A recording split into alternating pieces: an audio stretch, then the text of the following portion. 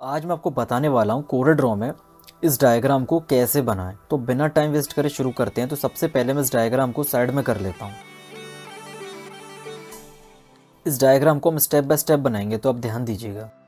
यहाँ पे मैं F7 प्रेस करूँगा, इससे हम एक सर्कल ड्रॉ करेंगे। ठीक है, तो यहाँ पे मैंने इस तरीके से ये ड्रॉ कर दिया है ऑब्जेक्ट। यहाँ पे मैं इसकी डायमेंशन दे देता हूँ। सर्कल में कोई इस तरीके की डायमेंशन तो नहीं दी है। फॉर एग्जांपल मैंने यहाँ ले लिया 1.4 टैब 1.4, मैंने एंटर प्रेस कर दिया।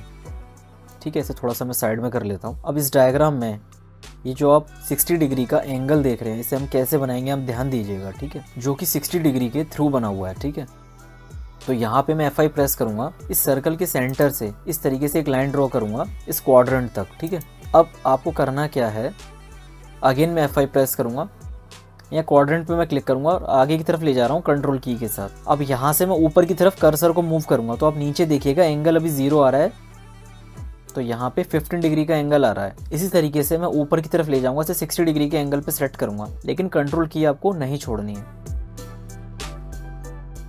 तो आप देख रहे हैं यहाँ पे 60 डिग्री मेंशन हो रहा है। तो इसी तरीके से इस लाइन को मैं बाहर की तरफ ले जाऊंगा सर्कल से।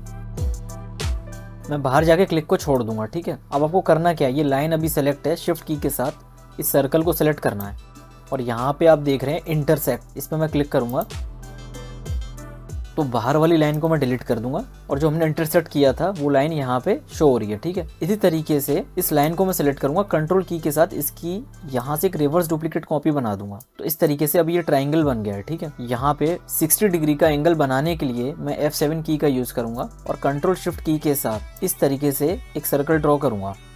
करीब करीब अंदाजे से मैं इतना ला के छोड़ देता हूँ। अब यहाँ पे इस सर्कल को आर्क में कन्वर्ट करना है, तो यहाँ से मैं आर्क में कन्वर्ट करूंगा।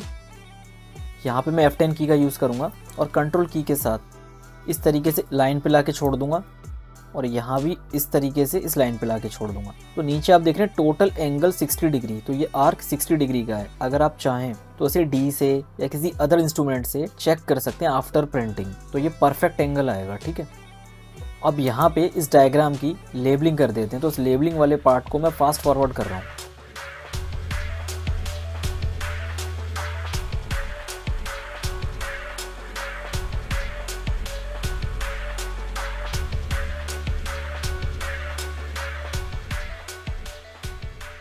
इस डायग्राम में ये जो P पॉइंट है, इसको क्रिएट कैसे करेंगे, मैं F5 प्रेस करता हूँ।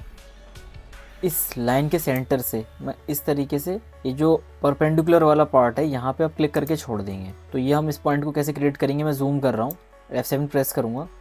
यहाँ पे बिल्कुल इस तरीके से मैंने यहाँ पे से ब्लैक फिल करा, थोड़ा सा छोटा करूँगा, करीबन अंदाजे से इतना। ठीक है, थोड़ा सा और इस लाइन को मैं डिलीट कर देता हूँ। इस लेबलिंग को मैं यहाँ सेट कर देता हूँ।